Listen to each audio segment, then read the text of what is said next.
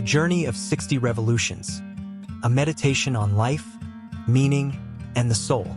Part 1, The Awakening of Awareness. I looked at myself one quiet evening, in that peculiar hour when the day surrenders to night, when the world holds its breath between light and darkness. I looked at myself with eyes that had seen much, with a heart that had felt deeply, and I realized something profound and inescapable. I had revolved around the world approximately 60 times. 60 revolutions around our star. 60 complete journeys through the cosmic dance of our planet as it traces its ancient path through the void of space. Each revolution a year, each year a chapter, each chapter filled with countless moments, some brilliant as stars, others dark as the spaces between them. During this long period of existence, during these decades of consciousness and experience, I witnessed something that becomes clear only with the passage of time. The successive arrival of summer and winter, not merely as seasons of weather, but as seasons of the soul. I saw the continuous flow of blessings and hardships, like waves upon an endless shore, each wave different yet somehow the same, each bringing something new yet repeating ancient patterns. The summers of my life, those periods of warmth, growth, and abundance, arrived with their golden light and gentle breezes. They brought times of joy, of connection, of feeling aligned with the universe. They brought harvests, both literal and metaphorical. They brought the sweetness of success, the warmth of love, the satisfaction of achievement.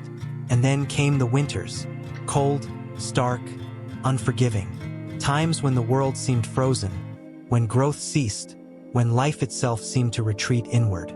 Times of loss, of struggle, of questioning everything I thought I knew.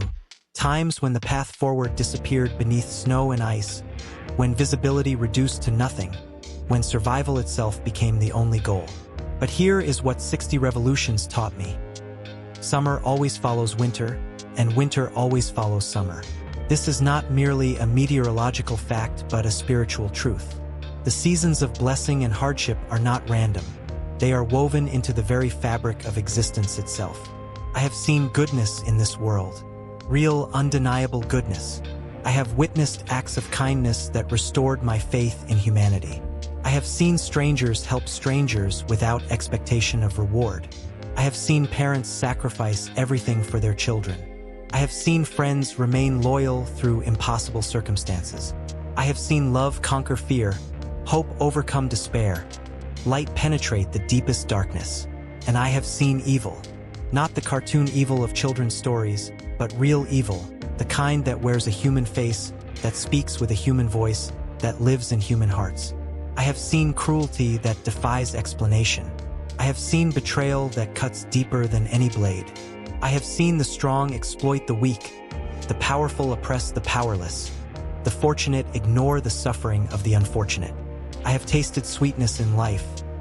Moments so beautiful they seemed almost unreal, experiences so perfect they felt like gifts from some benevolent force beyond myself. The sweetness of genuine love, of true friendship, of creative inspiration, of spiritual insight, of intellectual discovery, of aesthetic pleasure. And I have tasted bitterness. The bitter taste of disappointment when dreams died. The bitter taste of regret for chances not taken, words not spoken, love not expressed. The bitter taste of failure after tremendous effort.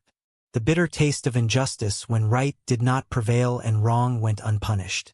But through all of this, through all the summers and winters, all the goodness and evil, all the sweetness and bitterness, I came to realize something that changed everything.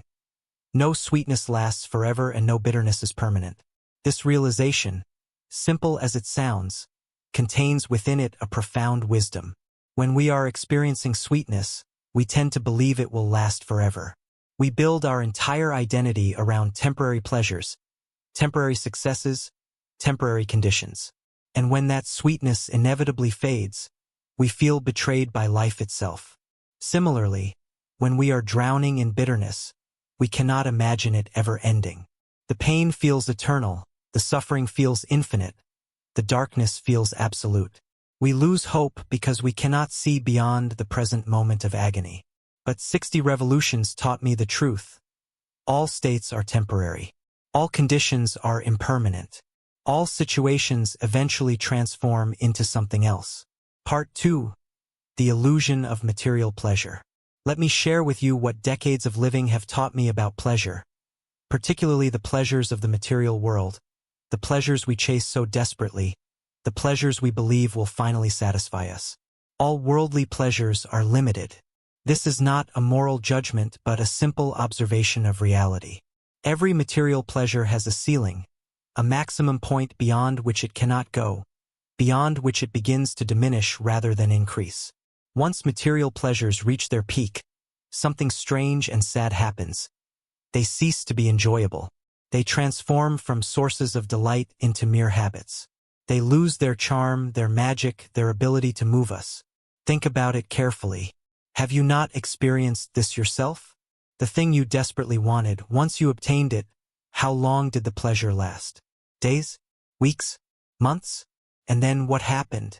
It became ordinary.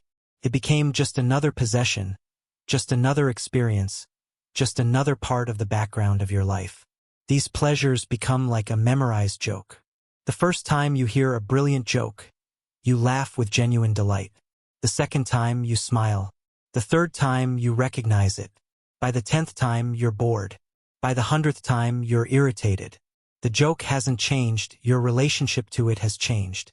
Or like a repeatedly told saying, a proverb you've heard so many times that it no longer carries any weight or meaning. The words remain the same, but they no longer touch you, no longer resonate, no longer teach you anything. In other words, material pleasures are like a mirage in the desert.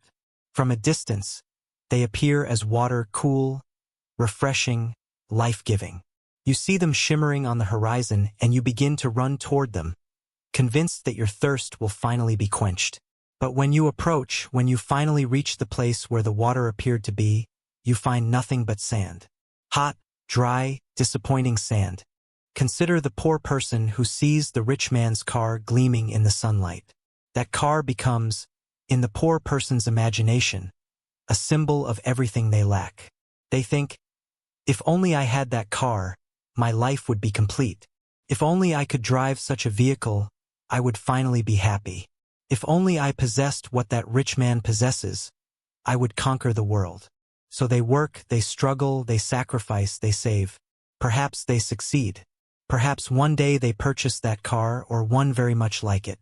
And for a brief, shining moment, they experience genuine pleasure. They sit behind the wheel and feel victorious. They drive through their neighborhood and feel proud. They catch glimpses of themselves in reflections and feel satisfied. But then what happens? Days pass. Weeks pass. The car becomes familiar. The pleasure diminishes. After a month, it's just the thing they use to get to work. After a year, they notice its flaws. The seat isn't quite comfortable enough. The sound system could be better. There's a newer model available now. After 2 years, they no longer derive any pleasure from it at all. It has become as ordinary as their shoes, as mundane as their breakfast routine. The same principle applies to the rich man's building, to his mansion, to all his possessions. From the outside, they seem to promise infinite happiness. But to the rich man who owns them, they are simply there. Background, context, taken for granted. Or consider the lover who dreams endlessly of being with their beloved. In the lover's imagination, the beloved is perfect. Everything they need, everything they've ever wanted. The lover sees all the joys of the world concentrated in this one person. They place all their hopes in closeness, in union, in finally being together. If only she would love me, thinks the lover. If only he would choose me. If only we could be together, then everything would be perfect. Then my life would truly begin. Then I would know what happiness really is. Perhaps the dream comes true. Perhaps the beloved returns the love. Perhaps they marry, begin a life together, share days and nights, build a home, create a shared existence. And at first, it is wonderful. At first, it is everything they imagined. At first, it is paradise on earth. But then, slowly, gradually, imperceptibly at first, something changes. After months together, after a year, after 2 years, after the initial intoxication fades, after the novelty wears off, after reality settles in, those dreams begin to fade. Those pleasures begin to die. The beloved is still there, still present, but they have become familiar, human, ordinary. The lover discovers that their beloved has flaws, annoying habits, unpleasant moods, incomprehensible preferences.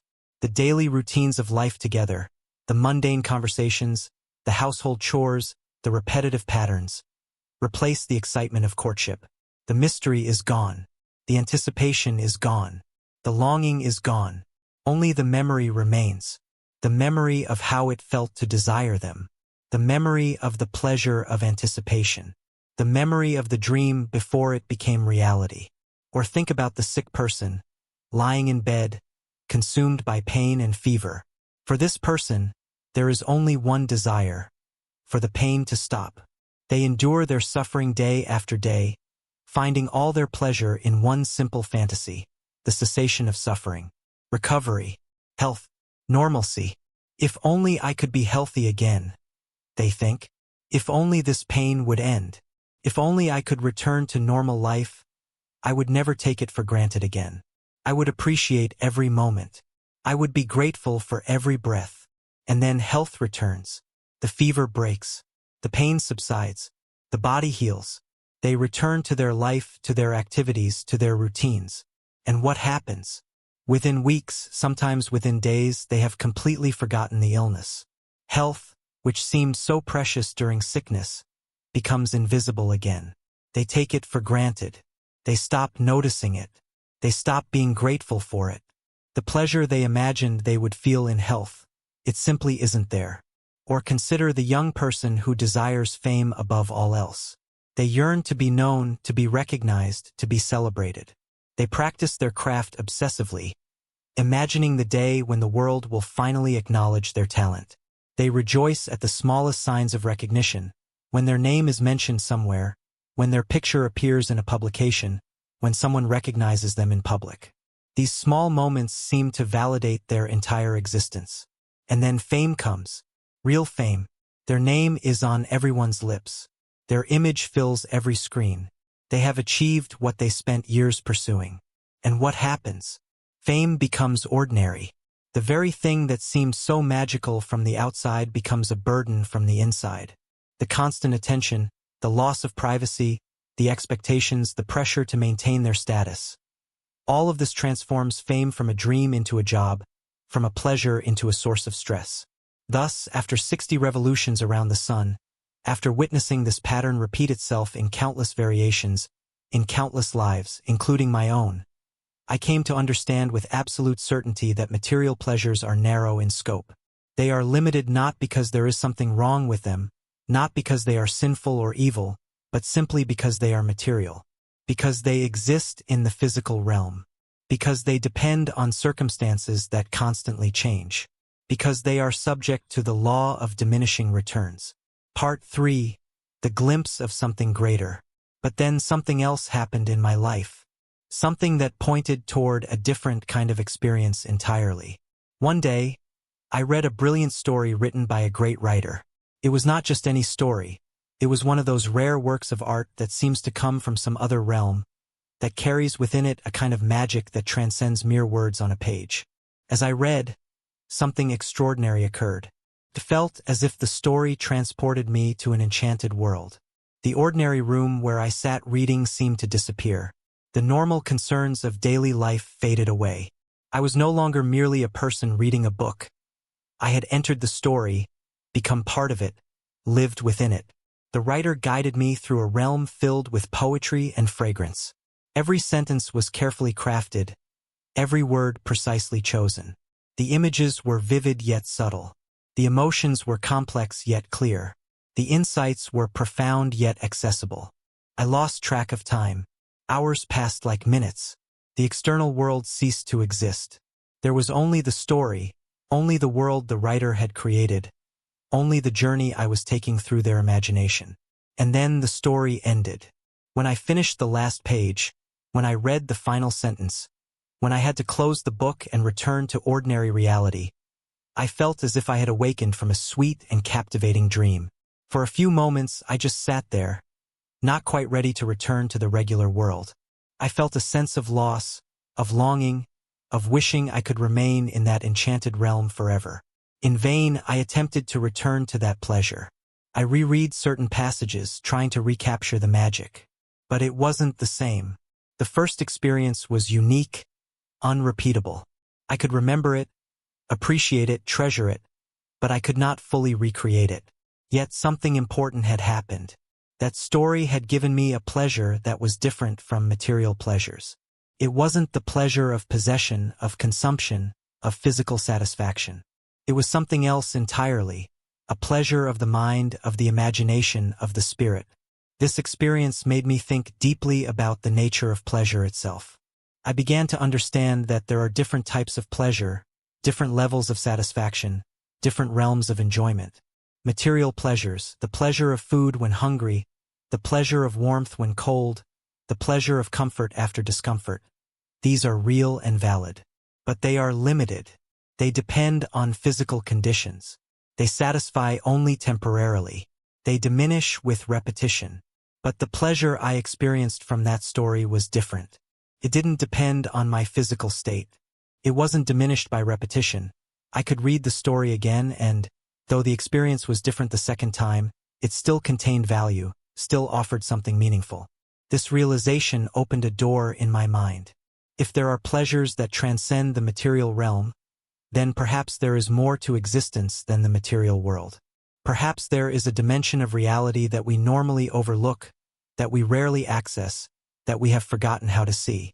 Part 4. The Realm of the Soul. Let me tell you about what I discovered, about what 60 revolutions around the sun taught me regarding the nature of human existence. When a person sheds the burdens of matter, when they step back from the constant demands of physical existence, when they create space for something beyond the material, something remarkable happens. Through contemplation, through quiet reflection, through turning inward rather than always seeking outward, a person begins to purify the self.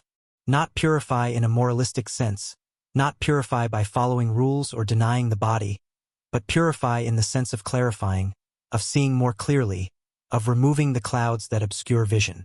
In these moments of purification and clarity, something extraordinary occurs. The person rises onto wings of purity and detachment. This is not mere metaphor, it describes a real experience, a genuine shift in consciousness and perception. From this elevated perspective, the earth and all it contains begins to appear insignificant. Not worthless, everything has its place and purpose, but small, limited, temporary. Like looking at your hometown from an airplane, you can still see it, you still recognize it, but you also see how small it is in relation to the larger world. From this perspective, the things that seem so important in ordinary consciousness, the possessions, the achievements, the social status, the victories and defeats, all of it seems like a game, like children playing with toys, like actors performing roles they take too seriously. Why does this happen? Because from this elevated state, you gain access to something more profound. The soul's pleasure. The soul's pleasure, and I choose these words carefully, far surpasses the enjoyment of a hungry person's meal, even though that meal might seem like the most important thing in the world to the hungry person in the moment. The soul's pleasure surpasses the delight of the deprived person upon attaining their desire, even though that delight might seem overwhelming to them. The soul's pleasure surpasses the satisfaction of the poor person who suddenly acquires riches and status, even though that satisfaction might seem like the ultimate achievement to them. Why? Because material pleasures, no matter how intense, are temporary and limited. They exist in time and space. They depend on circumstances. They require constant maintenance and renewal. But the soul's pleasure comes from a different source entirely. It comes from connection to something eternal, something infinite, something that doesn't diminish with repetition or fade with time. And here is the profound truth I discovered. The self constantly longs for this lofty realm of the soul. Deep within every human being, beneath all the layers of conditioning and habit and distraction, there is a yearning for this unknown world. We feel it in moments of beauty, when we see a sunset that moves us to tears, when we hear music that seems to come from heaven, when we witness an act of heroism or kindness that restores our faith in humanity. We feel it in moments of love, not just romantic love, but any moment of genuine connection with another soul, when we see beyond the surface and recognize something eternal in another person. We feel it in moments of insight, when we suddenly understand something that had been confusing us, when a pattern becomes clear, when we glimpse the deeper meaning behind surface appearances. We feel it in moments of peace, when the constant mental chatter quiets down, when anxiety releases its grip, when we rest in simple being without needing anything to be different. The problem is that we only glimpse fleeting sparks from this realm. The experiences are brief, unstable, unreliable. They are lights that vanish before fully appearing, breaths that stop before being fully drawn. Why? Because we are embodied beings. We are souls dwelling in physical bodies, living in a material world. The heavy body restrains us, preventing us from fully taking flight toward that realm of pure spirit. It's like a bird whose wings are clipped, who remembers flying but can only manage brief flutters before falling back to earth. Or like a fish that briefly leaps above the water's surface, glimpsing a world of air and light, before splashing back into its familiar ocean. We catch glimpses of transcendence, but we cannot maintain them. We touch something eternal, but we cannot grasp it. We hear echoes of a music from beyond this world, but we cannot quite make out the melody. And yet these glimpses, brief as they are, change everything. They prove that there is more than this material existence. They demonstrate that consciousness can access dimensions beyond the physical. They remind us that we are more than just these bodies, more than just these personalities, more than just these temporary collections of thoughts and feelings and memories. Part 5: The First Step on the Path. When I saw clearly that material pleasures are limited while spiritual pleasures leave a deeper and more profound impact, I reached a crucial understanding. I realized, not by rational proof, not by logical argument, not by following someone else's reasoning, but by direct intuition, by immediate knowing, by undeniable inner experience, that this material life is not everything. This realization didn't come from reading books, though books had helped. It didn't come from following religious teachings, though such teachings would later confirm what I discovered. It didn't come from trying to convince myself of something I wanted to believe. It came from simply paying attention to my own experience, from noticing what actually happened in my life, from seeing the patterns clearly, from recognizing the truth that had been obvious all along but that I had been too distracted to see. Beyond matter, I realized, lies an unknown realm, a dimension of existence that is just as real as the physical world, perhaps more real, but that operates according to different principles, that cannot be measured with physical instruments, that cannot be captured in photographs or recordings. Souls long for this realm. Every soul. Your soul. My soul. The souls of everyone who has ever lived. This longing is not learned, it is innate. It is not cultural, it is universal. It is not optional, it is essential to what we are. Souls wish to soar toward this realm, to return to their true home, to reunite with their source. But the heavy body restrains them. Not because the body is evil or sinful, the body is wonderful, necessary, a gift in itself. But because the body, by its very nature, binds us to the material realm, keeps us grounded in physical reality, limits our ability to access the transcendent. This understanding, this certainty about the existence of a dimension beyond the material, constitutes the first step on the path of religion. Notice that I didn't say the first step of religion, but rather the first step on the path of religion. Because religion is not primarily a set of beliefs to adopt or rules to follow. Religion is a path, a journey from the material toward the spiritual, from the limited toward the infinite, from the temporary toward the eternal. And this first step, this recognition that there is more than the material world, must be taken by each person individually. No one can take it for you. No argument can force you to take it. No authority can command you to take it. You must see it yourself, feel it yourself, know it yourself. And when you do, everything changes. Not immediately, not all at once, but gradually, inexorably, your entire perspective shifts. Questions that seemed irrelevant become central. Pursuits that seemed important become trivial. The very meaning of your life begins to transform. Part 6: The Study of Humanity. I continued this intellectual and spiritual reflection, but I didn't do it in isolation, sitting alone in a room contemplating abstract ideas. Instead, I immersed myself in the study of humanity itself. I observed that I had spent decades among people, exploring their hidden aspects, studying their thoughts, their motivations, their beliefs, their behaviors. I watched the living and learned from the deceased. I read the words of ancient thinkers and modern writers. I conversed with believers and skeptics, optimists and pessimists, the educated and the simple. And through all of this observation and study, I found something extraordinary. A pattern so consistent, so universal, that it seemed to point toward a fundamental truth about human nature. I found that all humans, whether believers or deniers, whether nurtured in prayer halls or raised in dens of sin, whether religious or secular, whether pious or profane, whether they believe in God or deny His existence, all of them, without exception, share one common experience. When faced with immense hardship, when unable to find relief, when pushed to the absolute limits of their endurance, when all human help has failed and all human resources have been exhausted, they seek refuge in nothing but a power beyond all creation. In those extreme moments of crisis, in the face of death, in unbearable pain, in crushing loss, in overwhelming fear, every human being reaches out toward a great force unseen by the eyes yet felt by the soul, the heart, and every nerve. I have seen the intellectual atheist, who spent years arguing against religion with brilliant logic and persuasive rhetoric, cry out to God when facing his own death. I have seen the hardened criminal, who lived a life of deliberate evil with no apparent conscience, pray desperately when trapped in a situation beyond his control. I have seen the proud skeptic, who mocked believers as weak and deluded, call out for divine help when his child was dying.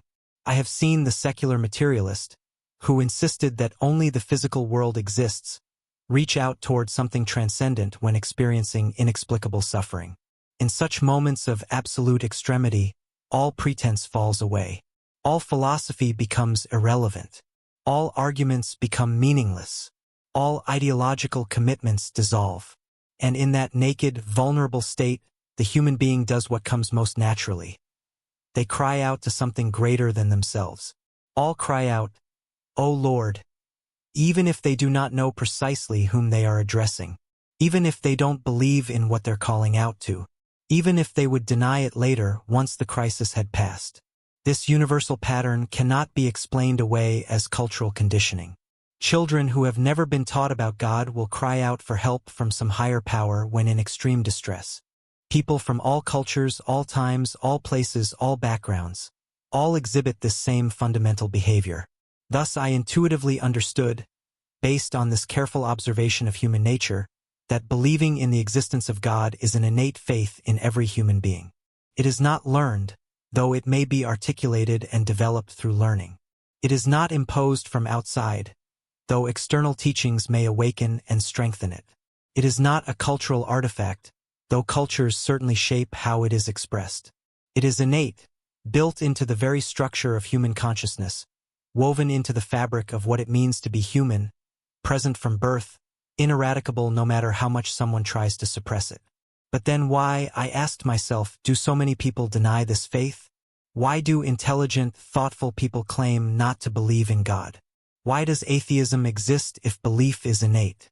The answer, I realized, is that security, health, ambition, and desires veil this belief, concealing it beneath layers of comfort and distraction. When life is comfortable, when we are healthy and secure, when we are pursuing our ambitions and satisfying our desires, we don't feel the need for God. We can manage on our own. We can rely on ourselves and our own resources. We can handle whatever comes up. In this state, belief in God seems unnecessary, irrelevant, even ridiculous. Why would we need some invisible being when we have ourselves, our abilities, our technologies, our societies, our systems? And so the innate faith gets covered over. This is kufr in its literal etymological sense.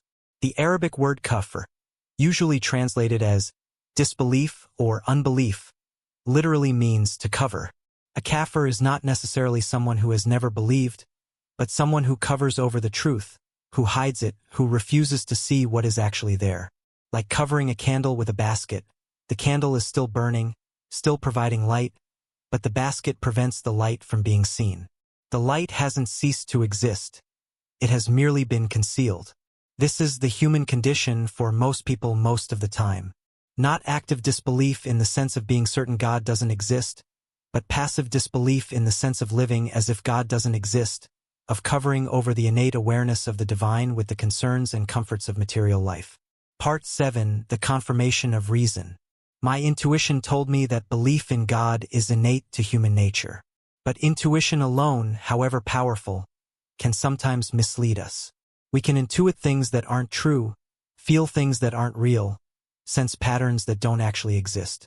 So I turned to reason. I asked, can rational thought support what intuition has revealed? Does logical analysis confirm or contradict this innate sense of the divine? And as I examined the world with rational eyes, with analytical thought, with careful observation and logical deduction, I found that reason not only supported the intuition but demanded it. For reason saw evidence of God in everything. Not in the sense of magical proofs or miraculous signs, though such things may exist, but in the ordinary structure of reality itself. Reason saw God in the perfection of the universe. Not perfection meaning without flaws or exactly as we might wish it, but perfection in the sense of extraordinary order, precise laws, elegant mathematical relationships, functional complexity. Consider the laws of physics. The same laws that govern the motion of galaxies also govern the behavior of atoms. The same mathematical principles that describe planetary orbits also describe electron orbits. The same forces that hold stars together also hold molecules together. Why should this be? Why should the universe operate according to consistent, comprehensible laws rather than random chaos? Why should mathematics and abstract human construction so perfectly describe physical reality? The materialist might say, it just does.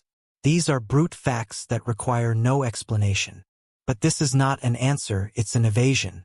Reason demands explanation for patterns, for order, for law-like behavior. Reason saw God in the marvels of the body.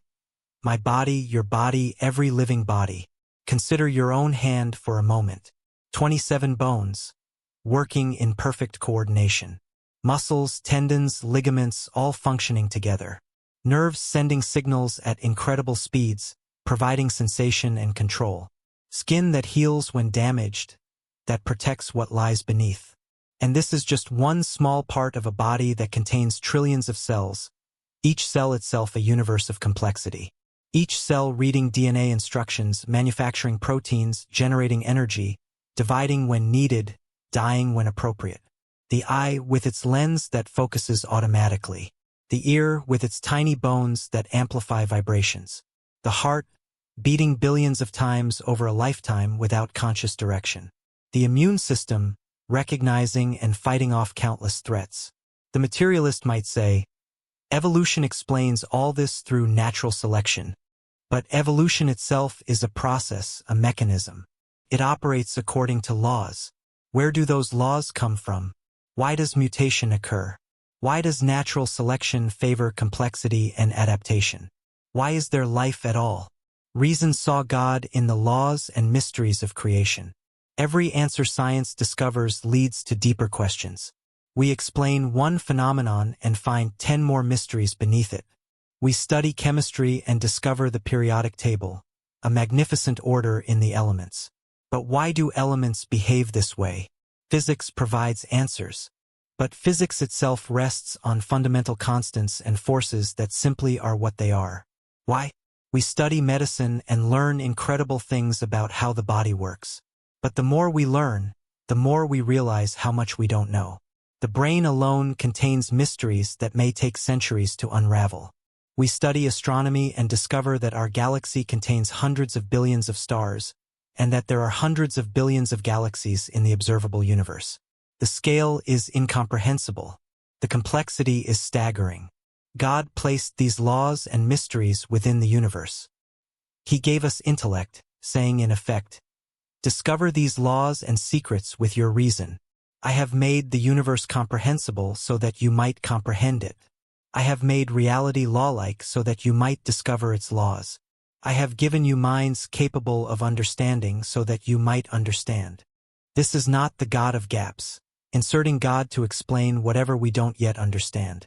This is recognizing that the very intelligibility of the universe, the very fact that it can be understood, the very existence of consistent laws and patterns, points toward an intelligence that established these laws and patterns. We have studied chemistry, physics, medicine, astronomy, both on Earth and in nearby space. We have uncovered some of these truths, some of these laws, some of these patterns. We have made remarkable discoveries and achieved technological wonders. Yet for all our knowledge, for all our science, for all our progress, all we have learned is but a tiny fraction of the whole. We are like children who have learned the alphabet but have yet to read the great books. We are like sailors who have mapped a small harbor but have yet to explore the vast ocean beyond. The more we discover, the more we realize how much remains to be discovered. The more questions we answer, the more questions we find. The more we understand, the more we recognize the depth of what we don't understand. Thus, reason affirmed what intuition had suggested. This astonishing work could not exist without a creator.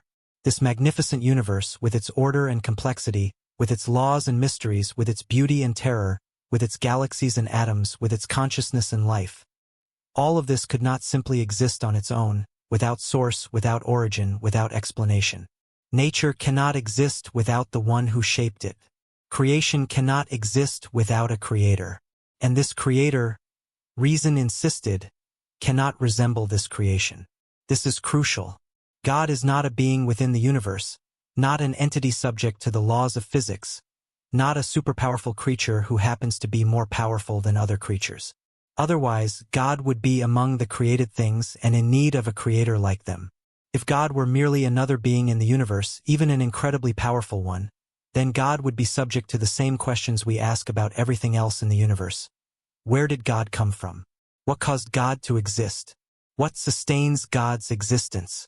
No, the Creator must transcend creation entirely, must be of a different order of existence, must not be bound by time, space, matter, or energy, because all of these things are aspects of creation itself.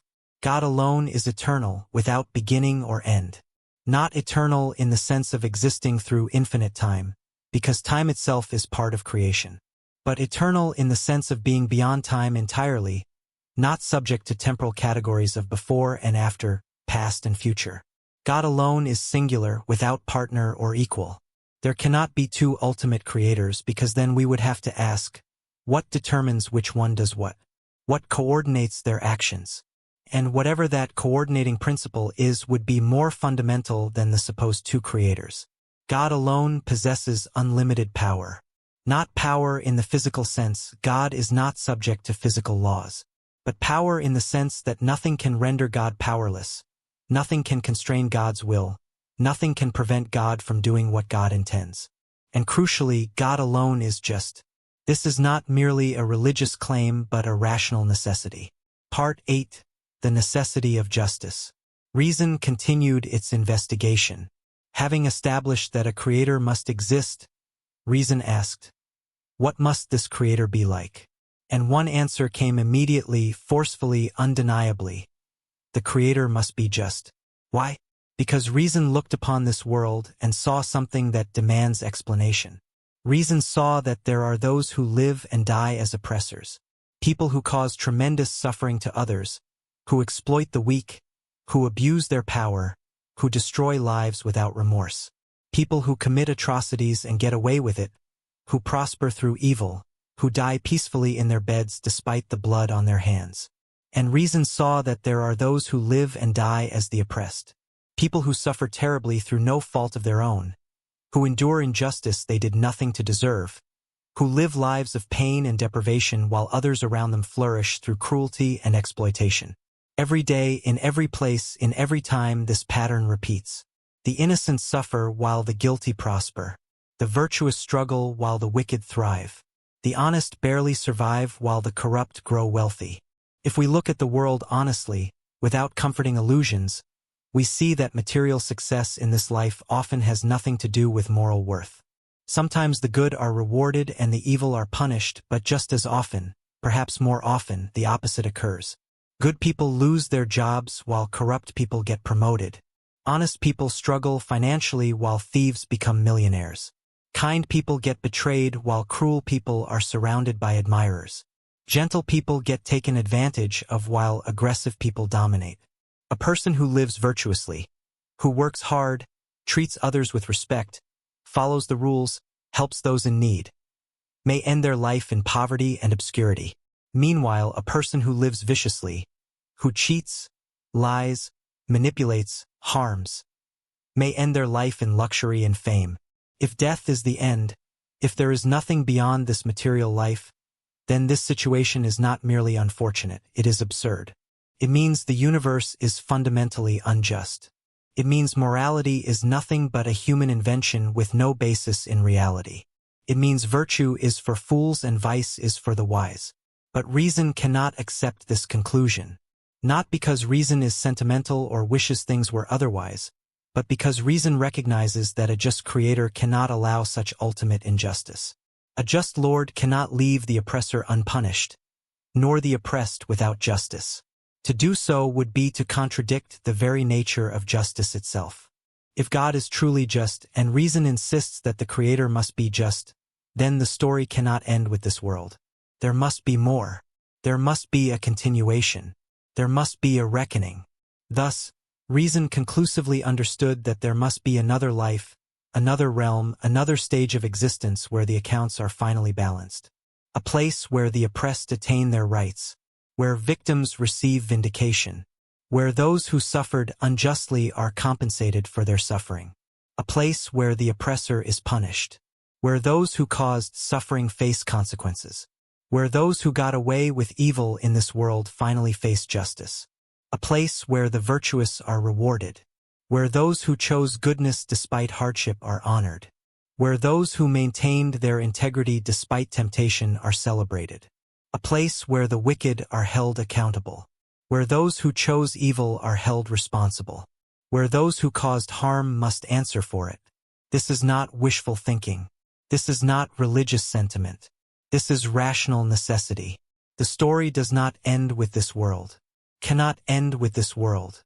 To end here would make a mockery of justice, would render the universe absurd, would mean that our deepest intuitions about right and wrong are meaningless. Consider it this way, imagine a film being shown on television. You're watching the story unfold. There's a hero you're rooting for, a villain you're hoping will face justice, plot threads that are being developed, conflicts that need resolution.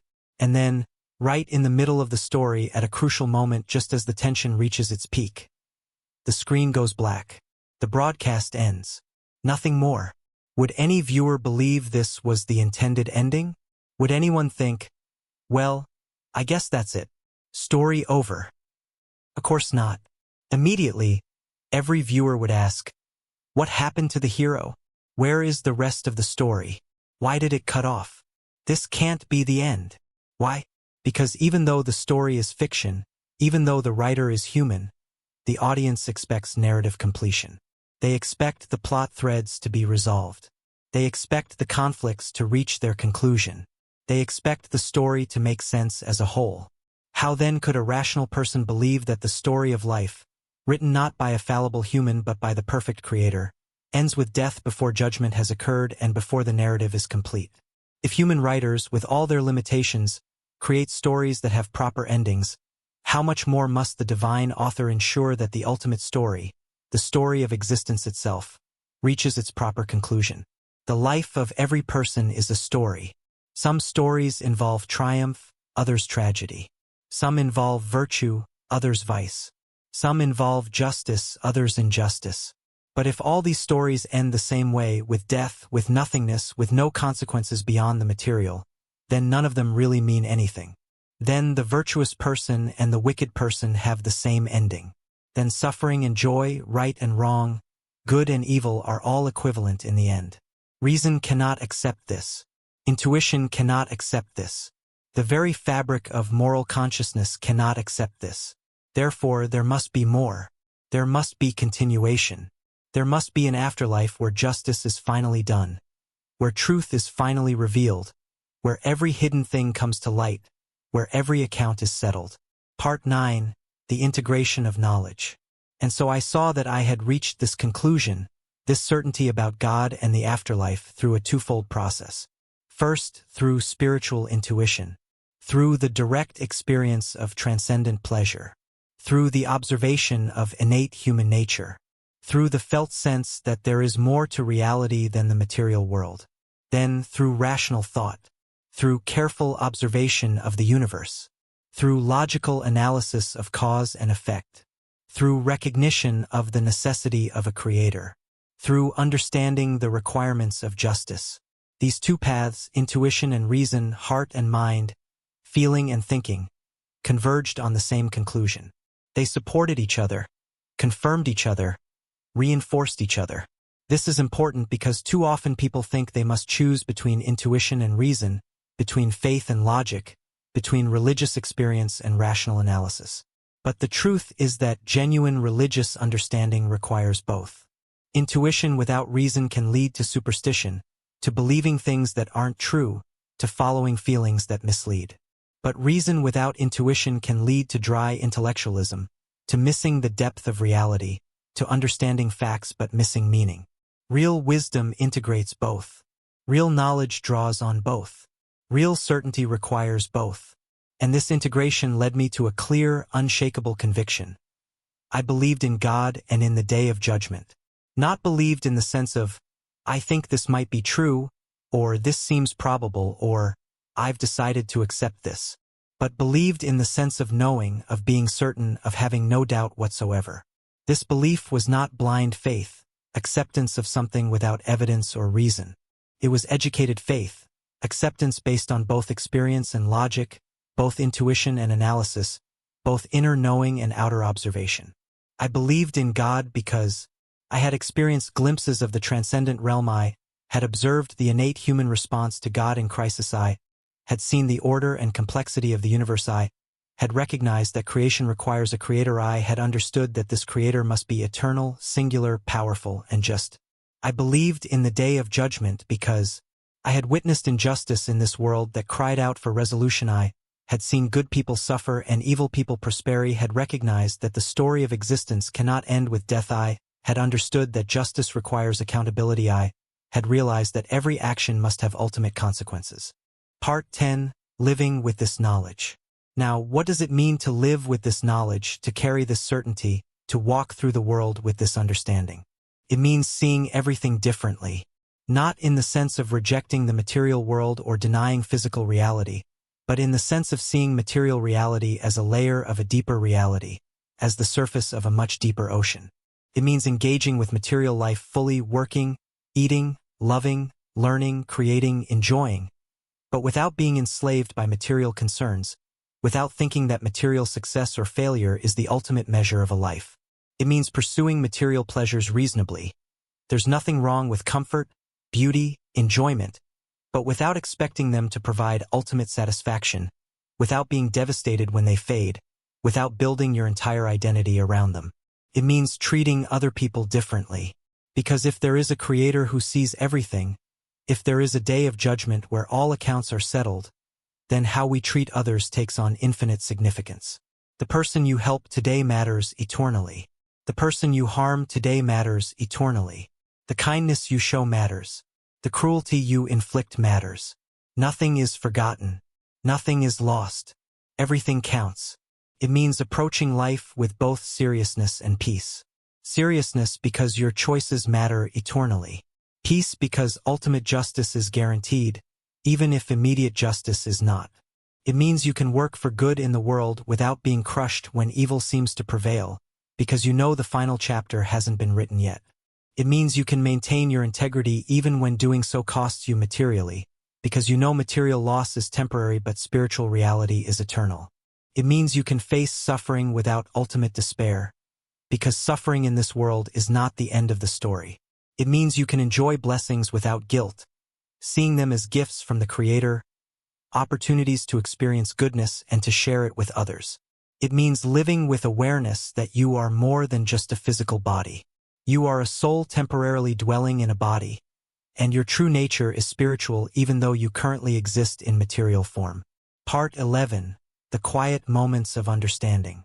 There are moments in life, quiet moments, unremarkable moments, moments that pass almost unnoticed, when profound truths reveal themselves, not with fanfare or drama, but with simple clarity.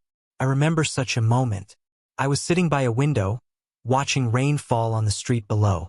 Nothing special about the rain. Nothing unusual about the moment. Just an ordinary evening, an ordinary rain, an ordinary person sitting and watching. But in that moment, something shifted. I saw each raindrop as a small miracle, water that had evaporated from the ocean, risen into the sky, gathered into clouds, and now returned to earth. Each drop following the same laws of physics, yet each drop's journey unique. Billions of drops, falling in perfect order, following patterns that could be described mathematically, yet creating a scene of such beauty that it moved something deep within me. And I thought, who arranged this? Who established these laws that govern the water cycle? Who determined that water should evaporate at certain temperatures, condense at others, fall as rain when conditions are right? Who designed a system so perfect that it has sustained life on this planet for billions of years? The materialist would say, no one. It's just chemistry and physics. It's just how things are. But that answer, I realized in that moment, is no answer at all. Because the question isn't whether physics and chemistry explain the rain. Obviously they do. The question is, where do the laws of physics and chemistry come from? Why do they exist? Why are they what they are rather than something else? And sitting there, watching the rain, I felt the presence of the Creator in a way that was more real than any logical argument could make it. Not a presence that could be photographed or measured, but a presence felt by the soul, recognized by the heart, known by something deeper than the intellect. This is what 60 Revolutions taught me. Truth is not only discovered through books and arguments, but also through quiet attention, through present moment awareness, through really seeing what is actually there. Part 12. The Dance of Opposites. Another thing I learned in my journey. Life is a dance of opposites, and wisdom lies in understanding this dance. Light and darkness, joy and sorrow, gain and loss, connection and separation, birth and death, health and illness, strength and weakness, clarity and confusion, faith and doubt. These are not enemies to be defeated or problems to be solved. They are the poles between which human existence moves, the rhythm that defines our experience, the contrast that makes life comprehensible. Think about light. How would you know what light is if you had never experienced darkness? You wouldn't. Light has meaning only in contrast to darkness. Its value is understood only by those who have known both. The same with joy. Those who have never experienced real sorrow cannot fully appreciate real joy. They might experience pleasant feelings, comfortable states, but they cannot know the deep, overwhelming gratitude of joy that follows genuine sorrow. Or consider health. The person who has always been healthy takes their health for granted. It's just the background state, nothing special. But the person who has been seriously ill and recovered, they know the value of health. They treasure it. They're grateful for it. They see it as the gift it truly is. This principle applies even to faith and doubt. Many people think doubt is the enemy of faith, that a faithful person should never doubt, that questions are dangerous to belief. But I discovered the opposite. Doubt that is honestly engaged with, genuinely examined, deeply explored, this kind of doubt often leads to stronger faith than blind acceptance ever could. When you've questioned everything, examined every objection, considered every alternative explanation, and still find yourself returning to faith, that faith is not blind. It's educated. It's tested. It's real. I went through periods of intense doubt in my journey. Times when I questioned everything I thought I knew. Times when the arguments against belief seemed powerful and the arguments for belief seemed weak. Times when I wondered if I had been fooling myself all along. But I didn't run from these doubts. I didn't suppress them or feel guilty about them. I examined them. I sat with them. I took them seriously. And you know what I discovered? That every doubt, when honestly explored, led to deeper understanding. Every question, when genuinely pursued, led to more profound answers. Every uncertainty, when courageously faced, led to greater certainty. This is part of the journey that takes 60 revolutions to understand. The path to truth is not straight. It spirals. It doubles back on itself. It seems to lead away before leading closer. And this is exactly as it should be. Part 13. The Mystery of Suffering. One of the deepest questions that humans face, one of the questions that has troubled thoughtful people throughout all of history, is the question of suffering. Why does suffering exist? Why do innocent people suffer? If God is good and powerful, why doesn't He prevent suffering? This question troubled me too. I saw too much suffering in 60 revolutions not to be troubled by it. I saw children dying of disease. I saw good people destroyed by evil people. I saw natural disasters wiping out thousands of innocents. I saw chronic pain, mental illness, devastating loss. And like many before me, I asked, why? Why does it just God allow this? Why doesn't He intervene? Why doesn't He prevent the suffering of the innocent? I don't claim to have complete answers. No one does. The mystery of suffering is precisely that, a mystery. No explanation fully captures it, fully justifies it, fully makes sense of it. But through my journey, I came to understand some things that helped me live with this mystery, that helped me maintain faith despite the presence of suffering. First, I realized that much, though not all, human suffering is caused by human choice. God gave humans free will, the ability to choose between good and evil, right and wrong, kindness and cruelty. And with that freedom comes responsibility, comes consequences. The person who chooses to harm others creates suffering. The person who chooses greed over generosity creates poverty. The person who chooses violence over peace creates pain. God doesn't force people to be good, because forced goodness wouldn't be goodness at all. It would be programming, not virtue. So much of the world's suffering exists because humans have chosen evil, have chosen selfishness, have chosen cruelty. This doesn't solve the problem entirely, it doesn't explain natural disasters or diseases that strike children, but it explains much of what we see. Second, I came to understand that suffering, while always painful, is not always meaningless. Sometimes suffering teaches us things that pleasure never could.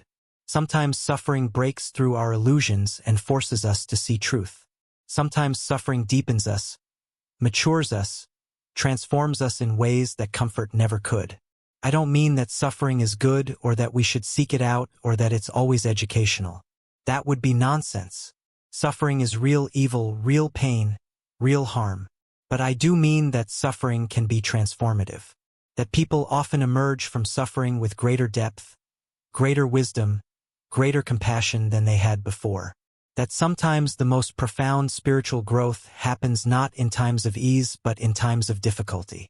Think about the person who has suffered deeply and emerged from that suffering with compassion for others who suffer. They can comfort others in a way that someone who has never suffered cannot. They understand pain from the inside. They know what it's like.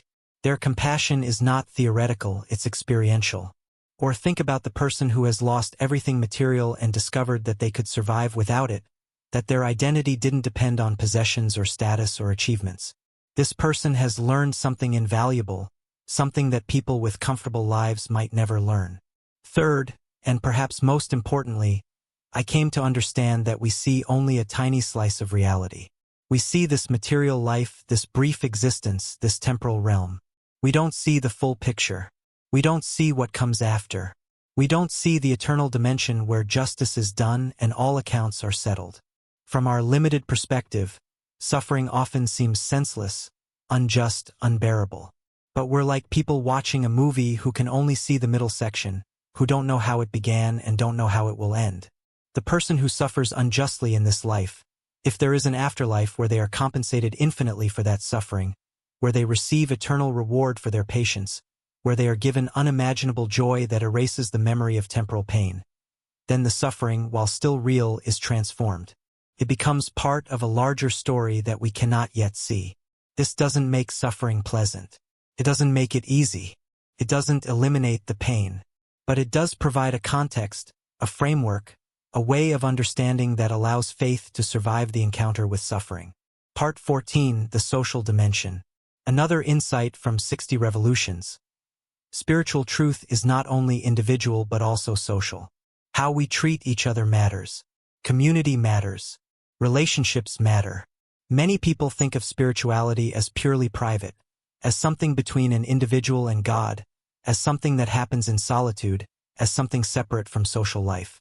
But I discovered that genuine spirituality always has social implications, always manifests in how we treat others, always expresses itself in relationships. If you truly believe that all humans are created by the same creator, then you must treat all humans with basic dignity and respect. Not because they've earned it, not because they deserve it based on their achievements or qualities, but simply because they share your essential nature. They are souls inhabiting bodies, just as you are. If you truly believe that there is a day of judgment where you'll be held accountable for your actions, then you must take seriously how you treat others. Every interaction matters. Every word matters. Every choice to help or to harm matters. If you truly believe that material things are temporary while spiritual things are eternal, then you cannot be obsessed with accumulating material wealth while ignoring the needs of those around you. You must hold material things lightly, must be willing to share, must prioritize people over possessions. I watched people over 60 revolutions and I saw this pattern.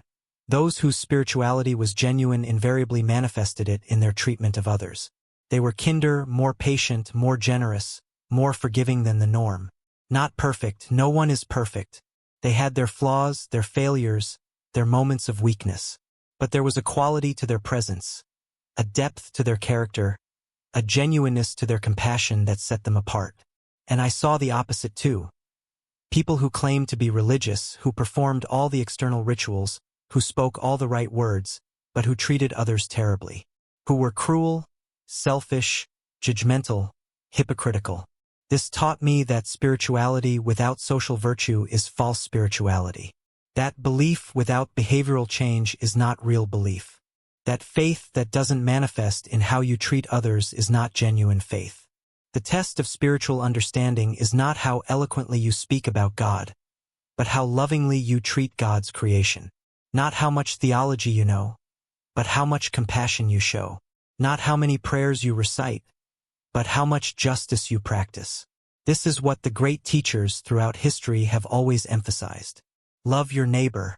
Treat others as you wish to be treated. Give to those in need. Forgive those who wrong you. Speak truth. Act justly. Walk humbly. These are not arbitrary rules imposed from outside. They are the natural expression of spiritual awareness. They flow from understanding who we are, who God is, and what our purpose is. Part 15. The question of purpose. Speaking of purpose, this is perhaps the most important question humans can ask. Why am I here? What is the purpose of my existence? What am I supposed to do with this life? For 60 revolutions, I pondered this question. I watched others struggle with it. I saw how different people answered it differently. Some concluded there is no purpose, that we're just biological accidents, products of blind evolution, meaningless arrangements of matter that will one day dissolve back into nothingness. From this perspective, we create our own meaning, we choose our own purposes, we decide for ourselves what matters. But I found this answer profoundly unsatisfying. Not because I wanted there to be a purpose, though I did, but because this answer seemed to contradict everything I observed about reality. Purpose is built into everything in nature. The heart has the purpose of pumping blood. The eye has the purpose of seeing. The bee has the purpose of pollinating flowers and making honey. The rain has the purpose of watering the earth. Everything has a function, a role, a reason for being. How strange, then, to claim that only humans, the most complex, most conscious entities we know of, have no purpose. How odd to say that everything else has a reason for existing, but we don't. No, it seemed clear to me that we must have a purpose. The question is, what is it? Through my reflection and observation, I came to understand that human purpose operates on multiple levels, like a building with multiple floors. The base level, the foundation, is simply to survive and continue the species. To eat, to reproduce, to care for offspring. This is the biological purpose we share with all living things. The next level is to contribute to society, to family, to community. To work, to create, to serve, to build, to improve the world in some way. To leave things a little better than we found them. But there's a higher level still, a level that only humans, with our unique consciousness and spiritual capacity, can access. And that is to know the Creator, to recognize the divine, to align ourselves with ultimate reality, to develop our souls. This, I came to believe, is the deepest purpose of human existence. Not the only purpose, the other levels matter too, but the ultimate purpose, the purpose that gives meaning to all the others. We are here to grow spiritually, to develop our capacity for love, wisdom, compassion, justice, to transcend our petty selfishness and connect with something greater than ourselves, to recognize our true nature as spiritual beings temporarily inhabiting physical bodies.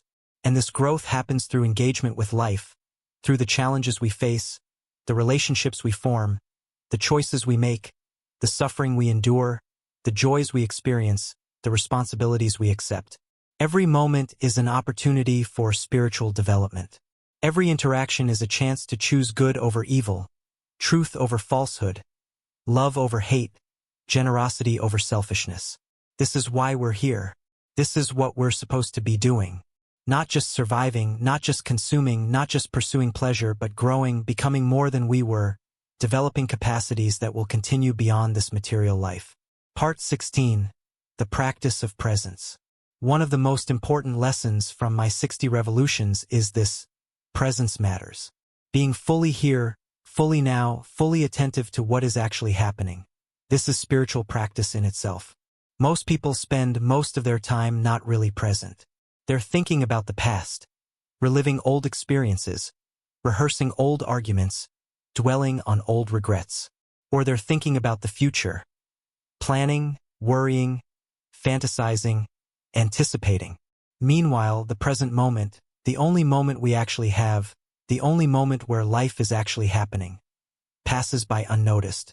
I spent years like this myself. My body would be in one place while my mind was somewhere else entirely. I would eat without tasting the food. I would walk without seeing the surroundings. I would talk to people without really listening to them. I was physically alive but spiritually asleep. Going through the motions but not really experiencing life. Existing but not truly present. Then gradually, through various experiences and practices, I began to wake up, to be more present, to actually be where I was, to actually do what I was doing, to actually experience what I was experiencing. And I discovered something remarkable. Presence itself is healing. Being fully present, fully aware, fully conscious in the moment. This simple act brings peace, brings clarity, brings a kind of quiet joy that doesn't depend on external circumstances. When you're truly present, you notice things you normally miss. The way light falls on a wall, the sound of birds in the morning, the feeling of breath moving in and out of your body, the expression on someone's face, the taste of water, the sensation of walking. These simple things, when fully experienced, are not actually simple at all. They're miracles, they're gifts, they're doorways into deeper reality. Presence also allows you to see other people more clearly. When you're truly present with someone, really listening, really seeing them, really giving them your full attention, you connect with them in a way that's normally rare. Most conversations are not real communication. They're two people taking turns talking while thinking about what they'll say next. They're performances, not genuine encounters. But when you're truly present, when you listen with your whole being, when you see the person in front of you as they actually are rather than as a character in your mental drama, then real connection becomes possible. Then you meet soul to soul, not just ego to ego. This practice of presence is, I believe, a form of worship. When you're fully present, fully aware, fully grateful for the gift of existence, you're acknowledging the Creator who made all of this, who continues to sustain it moment by moment, who gives us the incredible privilege of consciousness. Presence is prayer without words, gratitude without speaking, recognition of the divine in the ordinary. Part 17. The Rhythm of Life. Another insight from my long journey. Life has rhythms, cycles, patterns that repeat at different scales. Understanding these rhythms helps us live more wisely. There's the daily rhythm: morning, afternoon, evening, night. Each part of the day has its own quality, its own energy, its own appropriate activities. Morning is for beginning, for fresh starts, for tackling difficult tasks when the mind is clear. Evening is for winding down, for reflection, for gentler activities. Night is for rest, for dreams, for the unconscious to process what the conscious mind has experienced. Working against these natural rhythms, trying to be equally productive at all hours, filling every moment with activity, refusing to rest. This creates stress, exhaustion, imbalance. There's the seasonal rhythm: spring, summer, autumn, winter. Not just in weather but in our lives. Times of growth and times of harvest. Times of activity and times of rest. Times of expansion and times of consolidation. Trying to maintain permanent summer, constant growth, constant activity, constant productivity, is impossible and exhausting. We need winters too. We need times of rest, of withdrawal, of apparent inactivity that allows for inner reorganization. There's the life rhythm: childhood, youth, middle age, old age. Each stage has its own tasks, its own challenges, its own gifts. Childhood is for play, for learning, for exploring the world with wonder. Youth is for adventure, for romance, for finding one's place in the world. Middle age is for building, for creating, for taking responsibility. Old age is for wisdom, for reflection, for passing on what has been learned. Problems arise when people try to skip stages or remain permanently in one stage. The middle-aged person trying to live like a youth. The elderly person refusing to accept their age. The young person taking on burdens they're not ready for. And there's the spiritual rhythm: periods of clarity and periods of confusion. Times when faith feels strong and times when it feels weak. Moments of connection with the divine and moments of feeling abandoned. Even the great mystics and saints experienced this rhythm. They had their ecstatic visions and their dark nights of the soul. Their mountain peaks and their valleys. Their certainties and their doubts. Understanding this rhythm prevents despair during the difficult periods. When faith feels weak, when the divine seems absent, when practices that once brought joy feel empty, this doesn't mean you failed or that your faith was false. It means you're in a different part of the cycle. The answer is not to panic or to force things, but to be patient, to maintain your practices even when they don't feel meaningful, to trust that the rhythm will continue, that clarity will return, that the connection will be restored. Everything in life moves in cycles. The breath moves in and out. The heart beats and rests. The seasons change and return. Understanding and accepting these rhythms makes life less of a struggle and more of a dance. Part 18. The Gift of Gratitude. As I reflect on 60 revolutions around the sun, one of the clearest realizations is the transformative power of gratitude. Gratitude is not just a nice feeling or a polite gesture. It's a profound spiritual practice that changes how we experience reality itself. Consider two people in identical circumstances, same level of health, same amount of wealth, same quality of relationships. One is grateful, constantly noticing and appreciating what they have. The other is ungrateful, constantly focusing on what they lack. These two people live in completely different worlds, even though their external circumstances are identical. The grateful person experiences richness, abundance, blessing. The ungrateful person experiences poverty, scarcity, deprivation. This isn't delusion or denial. Both people see the same facts, but they attend to different aspects of those facts. They frame their experience differently. They tell themselves different stories about their lives. The grateful person notices the miracle of waking up each morning, of breath flowing effortlessly, of eyes that see and ears that hear. They notice the blessing of having food to eat, water to drink, shelter from the elements. They notice the gift of people who care about them, work that gives purpose, a planet that sustains life. The ungrateful person takes all of this for granted. These things are just the background, hardly worth noticing. What they notice instead is what's missing, what's wrong, what's not good enough. I spent years being ungrateful without realizing it. I had so much health, family, opportunities, safety, but I focused on what I lacked. I compared myself to others who had more and felt deprived. I dwelt on my problems and ignored my blessings. Then gradually, through conscious practice, I cultivated gratitude. Each morning, I would list things I was grateful for. Each evening, I would reflect on the day's blessings. When difficulties arose, I would search for something to be grateful for even in the midst of hardship. And my experience of life transformed. Not because my circumstances changed. My external life remained largely the same. But my internal life, my felt experience, my quality of consciousness, all of this changed dramatically. I began to see that I had been living in paradise all along without recognizing it. The miracle of existence, the gift of consciousness, the blessing of love, the beauty of nature, the opportunity to learn and grow and serve. All of this had been there all along, but I had been too busy complaining to notice. Gratitude also connects us to the divine. When you're truly grateful for existence, you naturally want to thank someone. When you see life as a gift, you naturally wonder about the giver. Gratitude opens the heart. It softens the ego. It breaks down the barriers between self and other, between creation and creator. It creates a circulation of blessing you receive with gratitude, which opens you to receive more, which generates more gratitude in an upward spiral. Ingratitude does the opposite, closes the heart. It hardens the ego, creates barriers. It generates a downward spiral. You focus on what you lack, which makes you feel deprived, which makes you bitter, which makes you notice lack even more. The practice of gratitude is simple but not easy. It requires attention, intention, repetition. It requires choosing to see blessing when the default is to see problems. It requires training the mind to attend to what's right rather than what's wrong. But the rewards are immense. A grateful heart is a joyful heart. A grateful life is a blessed life.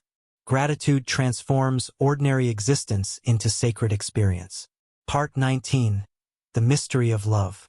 No reflection on 60 years of life would be complete without contemplating love.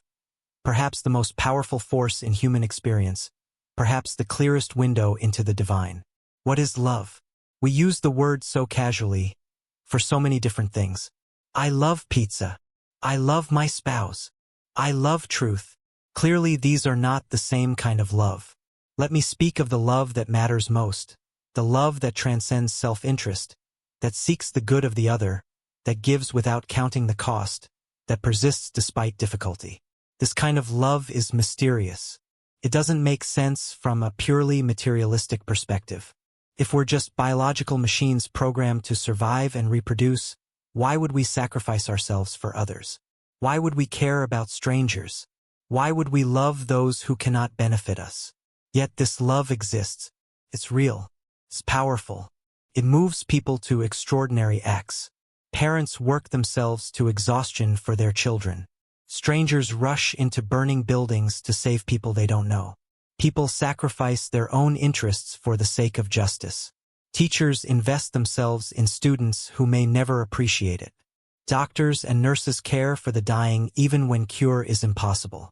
This love points towards something beyond the material. It suggests that we're more than just survival machines. It hints at a deeper reality where connection matters more than self-preservation, where the good of others is as important as our own good, where self-sacrifice makes sense because we recognize our fundamental unity with all of creation.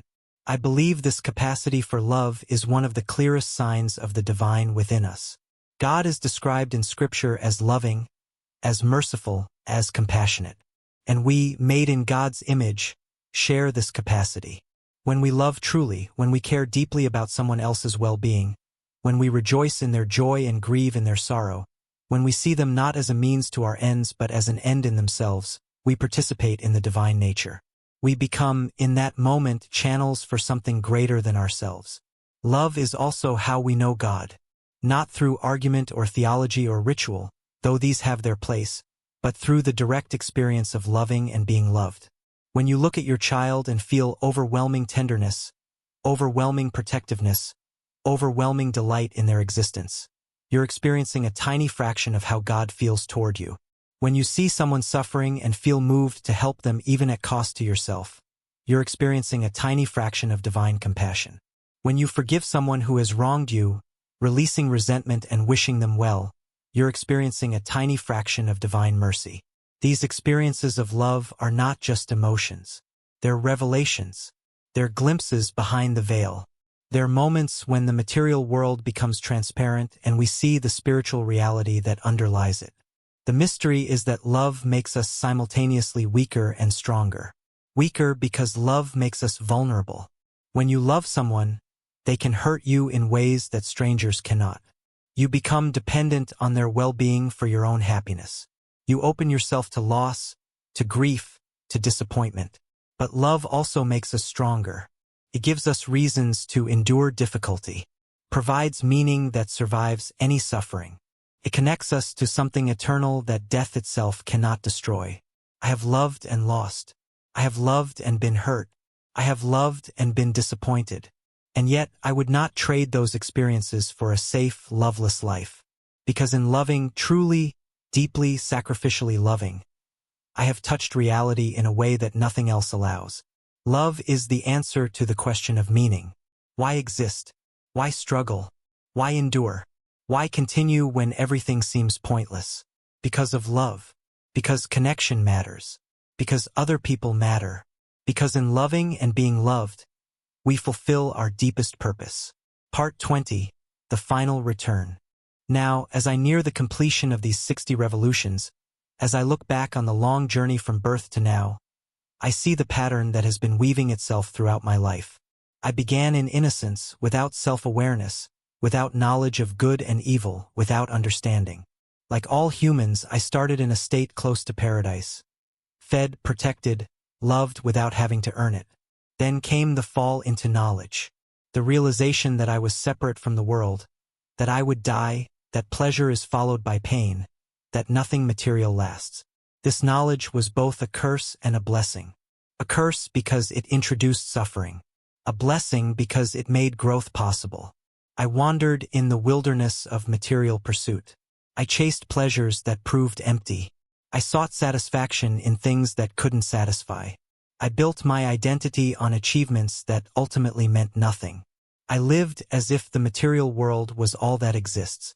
Then came the awakening, the recognition that material pleasures are limited, the glimpse of transcendent reality, the intuition that there is more than what meets the eye, the beginning of the journey home.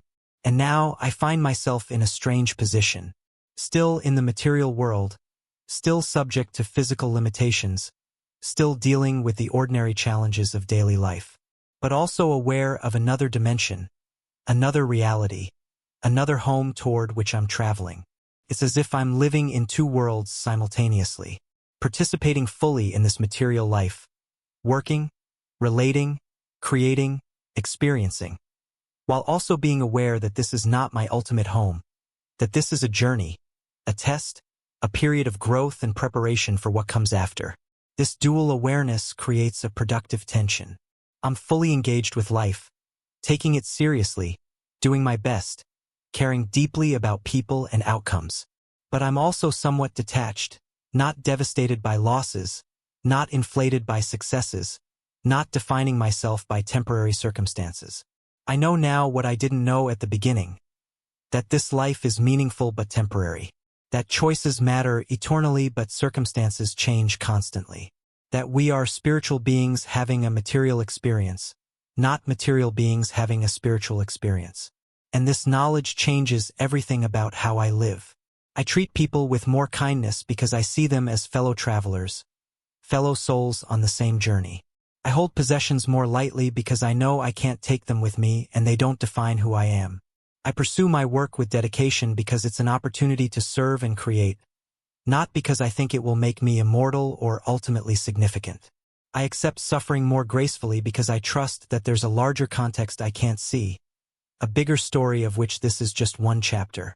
I appreciate beauty more deeply because I see it as a gift, a sign, a reminder of the one who creates all beauty. I'm less afraid of death because I understand it's not an end but a transition, not a destruction but a transformation, not a wall but a door. Conclusion. An invitation to your own journey. After 60 revolutions around the sun, after decades of living and learning, of experiencing and reflecting, of questioning and discovering, this is what I have come to know with certainty. There is more to existence than the material world. There is a creator who made all things and sustains all things. There is a purpose to life beyond mere survival and pleasure. There is justice even when it's not visible in this world. There is an afterlife where all accounts are settled. There is meaning, deep and profound meaning, woven into the fabric of existence itself. But these conclusions, though I hold them with conviction, are not what I most want to share with you. What I most want to share is not a set of beliefs but an invitation to a journey. Your journey will be different from mine.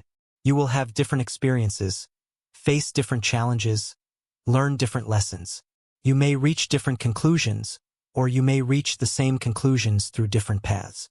What matters is not that you believe exactly what I believe, but that you undertake the journey honestly, courageously, fully. I invite you to pay attention to your own experience. Not what you've been told you should experience, but what actually happens in your life. What patterns do you notice? What truths reveal themselves? What questions arise? I invite you to notice the limitations of material pleasure. Really notice with honest attention. How long does the satisfaction last? How many times can you repeat the same experience before it becomes empty? What are you really seeking when you chase after material things? I invite you to notice the moments when you touch something transcendent. The moments of beauty that take your breath away. The moments of love that crack open your heart. The moments of insight when understanding dawns. The moments of peace when everything becomes clear. What do these moments mean? What are they pointing toward? What do they reveal about the nature of reality? I invite you to observe human nature honestly, especially in extreme situations. What do people reach for when everything else fails? What do they cry out to when facing death? What does this reveal about our deepest nature? I invite you to look at the universe with wonder and reason. Really look at the astonishing order, the elegant complexity, the beautiful laws that govern everything from galaxies to atoms. Does this require an explanation? Does it point toward intelligence? Does it suggest purpose? I invite you to consider justice seriously. Look at the world's suffering and cruelty without flinching. Look at how often the innocent suffer and the guilty prosper. Look at how much injustice goes unpunished in this life. Can the story really end here? Would that make sense? Would that be just? I invite you to live with awareness, to be present, to be grateful, to love deeply, to seek truth, to practice virtue, to grow spiritually, to become more than you are. This is not about accepting someone else's answers. This is about pursuing your own questions. This is about discovering truth for yourself through your own experience and reasoning. 60 revolutions have taught me these things. Your journey, however many revolutions you have completed or will complete, will teach you what you need to learn. The questions are universal, but each person must find their own answers. The path is similar for all, but each person must walk it themselves. The destination is the same, but the journey is unique. May your journey be blessed. May your eyes see clearly. May your heart feel deeply. May your mind think wisely. May your soul grow steadily. And may you discover, as I have discovered, that beyond the narrow realm of material existence lies an infinite realm of meaning, purpose, beauty, and ultimately, divine presence. The journey continues. Always, the journey continues. In quiet mornings and busy days. In joys and sorrows. In successes and failures. In health and sickness. In company and solitude. In certainty and doubt. Through all of it, the journey continues, leading us, slowly but surely, toward our true home, toward complete understanding, toward perfect justice, toward infinite love, toward the moment when all questions will be answered, when all accounts will be settled, when all suffering will be redeemed, when all meaning will be revealed, toward the moment when we finally see face to face what we now see only dimly, when we finally know fully what we now know only partially, when we finally become what we were always meant to be. Until that moment, until our personal story reaches its conclusion and the complete narrative is finally revealed, we walk the path. We pay attention. We learn. We grow. We love. We serve. We seek. We find. And in finding, we discover that what we were seeking was seeking us all along. That the journey home was a journey toward what had never left us. That the divine presence we sought was present all along, hidden only by our inattention, our distraction, our forgetfulness. Now, as the evening of my life approaches, as the shadows grow longer and the light changes quality, I find myself less concerned with the questions that once tormented me. Not because I've stopped caring about truth, but because I found enough truth to walk by, enough light to see the next step, enough certainty to trust the journey. And that, perhaps, is all we need. Not complete understanding, that will come later. Not perfect certainty, that requires a perspective we don't yet have. Not answers to every question. Some questions can only be answered beyond this life. But enough truth to live by, enough light to see by, enough certainty to walk by. This is what 60 revolutions have given me. This is what I offer to you, fellow traveler, as we walk this path together, separated by time and space, yet united by our common humanity, our common questions, our common journey toward the same ultimate destination. May peace be with you on your journey. May truth guide your steps. May love fill your heart. May wisdom illuminate your mind. And may you arrive, at the appointed time, at the home you've always been seeking. The journey continues. For you, for me, for all of us, until we reach home.